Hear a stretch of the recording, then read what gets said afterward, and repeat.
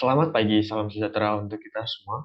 Perkenalkan, nama saya Antoni Slajar Harjanto dengan NIM 2050 4020 11 11 217 dengan dosen pembimbing Bapak Anton Muhibudin. Di sini saya akan menjelaskan materi kuliah mengenai ilmu penyakit tumbuhan. Topik bahasan yang saya ulas pada kali ini yaitu yang pertama ada pendahuluan, kemudian penyebab penyakit, kemudian manusia sebagai faktor penyebab penyakit, cara patogen menyebabkan penyakit, kemudian ada penyakit penting, selanjutnya ada penularan oleh angin, penularan oleh tanah atau media, penularan oleh hujan atau air, dan pencegahan penularan patogen.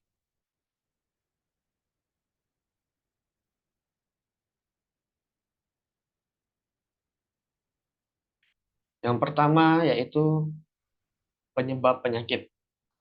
Penyakit disebabkan oleh dua faktor yaitu faktor patogen atau agens biotik dan juga faktor lingkungan. Faktor patogen atau agens biotik yaitu seperti jamur, bakteri, fitoplasma, rickettsia, virus, dan juga viroid. Kemudian faktor lingkungan yaitu seperti suhu ekstrim, kekurangan atau kelebihan air, kekurangan atau kelebihan cahaya, kekurangan oksigen, populasi udara, polusi udara, defisiensi nutrisi, keracunan mineral, keasaman atau kebasaan tanah, keracunan pestisida, dan praktek penanaman yang salah. Manusia sebagai penyebab meningkatnya penyakit tumbuhan, yaitu karena yang pertama, adanya penanaman kultivar yang luas. Kemudian dilakukannya penanaman terus-menerus tanpa adanya pengistirahatan tanah. Selanjutnya yaitu ada penanaman kultivar rentan penyakit. Eh, Pada saat ini telah banyak dikembangkan penanaman kultivar yang tahan penyakit sehingga hal tersebut dapat mencegah terjadinya penyebaran penyakit tumbuhan. Selanjutnya yaitu pemasukan tanaman baru. Cara patogen menyebabkan penyakit, yaitu yang pertama, patogen mengkonsumsi kandungan sel inang. Kemudian, patogen merusak aktivitas metabolisme di dalam sel tanaman. Selanjutnya yaitu patogen dapat menyebabkan penggangguan pada transportasi.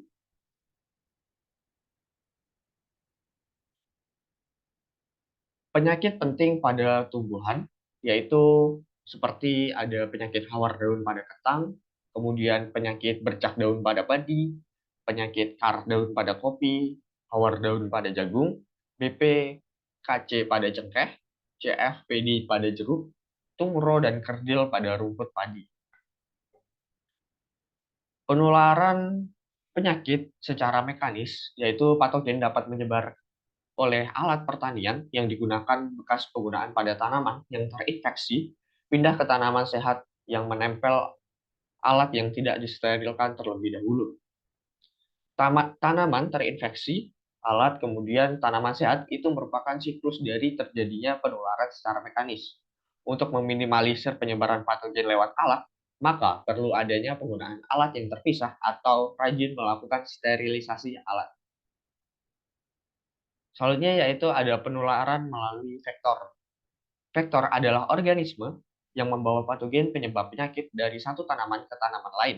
Vektor bisa berupa serangga atau hewan, seperti kutu daun, trips, dan juga berang.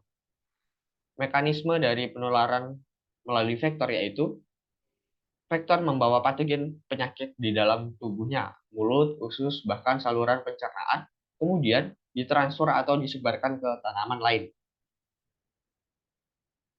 Selanjutnya yaitu ada pengendalian. Yang pertama, yaitu ada pengendalian pertahanan tanaman, kemudian agens hayati, pengendalian mekanis, dan juga pengendalian pestisida.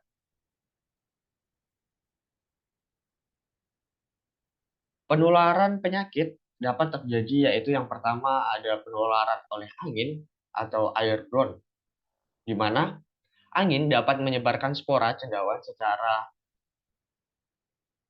lokal maupun dalam cakupan luas. Contohnya seperti spora cendawan Venturia inequalis, penyebab kudis apel. Kemudian ada Phytophthora infestans, penyebab hawar daun pada kentang, dan Puccinia graminis, penyebab karat pada gandum. Angin akan menyebarkan patogen apabila disertai hujan. Hujan yang tertiup angin membantu melepaskan spora pada cendawan dan sel-sel bakteri dari jaringan terinfeksi. Kemudian mengangkutnya melalui udara dan menempelkan di permukaan tumbuhan yang basah.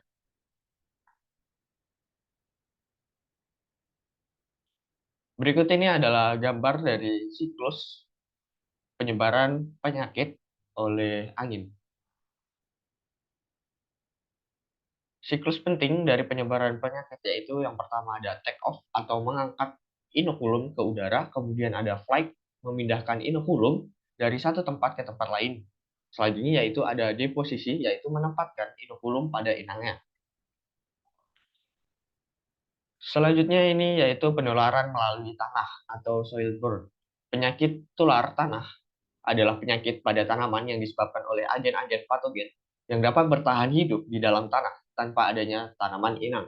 Cara bertahan hidup patogen di dalam tanah adalah dengan menjadi organisme saprofit pada sisa-sisa tanaman dan bahan organik yang ada di dalam tanah. Umumnya penularan terjadi pada bahan tanaman baru, baik bibit maupun benih yang ditanam pada tanah yang sudah terinfeksi patogen. Penularan oleh tanah mulainya akan menyerang bagian akar dan batang yang dekat dengan permukaan tanah dengan cara menghambat proses transportasi hara dan juga air. Kemudian patogen akan menyebar ke seluruh tanaman dan menimbulkan kebusukan di beberapa tempat, utamanya di pangkal batang. Selanjutnya, apabila patogen menyerang benih, perkecambahan benih akan terhambat. Selain itu, pada benih yang sudah berkecambah, patogen akan menyebabkan layu pada bagian pangkal. Selanjutnya yaitu penularan oleh hujan ataupun air. Hujan jatuh ke permukaan daun, kemudian melepaskan spora, cendawan, dan sel-sel bakteri dari jaringan terinfeksi. Selanjutnya, air menghasilkan pusaran udara di sekitar cairan yang berlangsung beberapa milidetik. Pusaran ini mendorong spora ke atas dan kemudian mengangkutnya melalui udara dan menempelkannya di permukaan tumbuhan yang basah. Hujan yang lebat dapat juga menimbulkan luka pada bagian tumbuhan, dan ini menjadi jalan masuknya bagi virus ataupun bakteri. Kemudian, pertahanan kimia sebelum serangan patogen. Yang pertama yaitu inhibitor yang dilepaskan tumbuhan. Zat yang dikeluarkan di permukaan untuk menghambat patogen tertentu, contohnya eksudat fungitoksis untuk menghambat perkecambahan spora. Selanjutnya yaitu ada pertahanan karena tidak terdapatnya faktor esensial.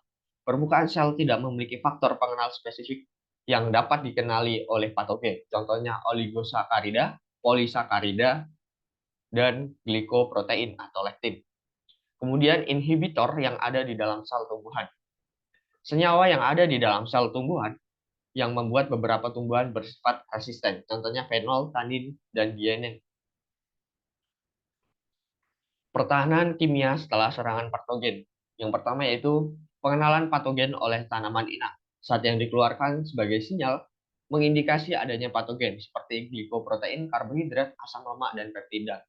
Kemudian ada phytoalexin, senyawa yang diproduksi oleh jaringan inang terhadap invasi patogen seperti Pterostibene yaitu pada anggur, glikoseokarpin pada kedelai, lubimin pada kentang, flakarindiol pada tomat. Selanjutnya yaitu ada detoksifikasi, penawaran terhadap racun yang dikeluarkan oleh patogen. Detoksifikasi ini membuat beberapa tanaman akan memiliki metabolisme yang lebih cepat terhadap racun yang dikeluarkan oleh patogen. Contohnya HC toksin pada jamur Cochleobolus carbonum. Kemudian agen hayati yaitu seperti jamur antagonis seperti Trichoderma spp, Glycocladium spp, Verticillium lechani. Salah satu agen yang paling efektif dan paling kompetitif yaitu Trichoderma hertzianum. Agens-agens tersebut dapat mengendalikan patogen jamur penyebab penyakit, baik patogen tular tanah maupun daun.